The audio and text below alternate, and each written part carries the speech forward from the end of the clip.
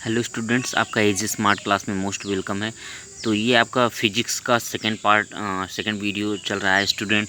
ये ROSSC के लिए मोस्ट इम्पॉर्टेंट है। इसका फर्स्ट वीडियो अपलोड कर दिया गया है।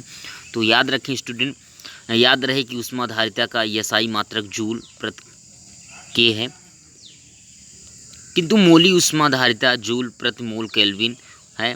जल की विशिष्ट ऊष्मा सर्वाधिक 4.2 10³ जूल प्रति किग्रा डिग्री सेंटीग्रेड होती है। 1 कैलोरी बराबर होता है 4.2 जूल के बराबर होता है। किसी पदार्थ के लिए जल तुल्यांक तथा ऊष्माधारिता के संख्यात्मक मान बराबर होते हैं, किंतु इनके मात्रक भिन्न होते हैं। गुप्त ऊष्मा के दो प्रकार, वाष्पन की गुप्त ऊष्मा, गलन की गुप्त ऊष्मा।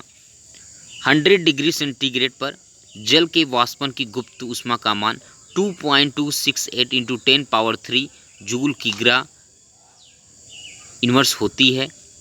0 डिग्री सेंटीग्रेड पर बर्फ की गलन की ऊष्मा 3.36 × 10³ जूल प्रति किग्रा होती है। यदि किसी मात्रक की अभिव्यक्ति में दो तापों का अंतर हो तो केल्विन को सेल्सियस में, सेल्सियस को केल्विन में बदल सकते हैं।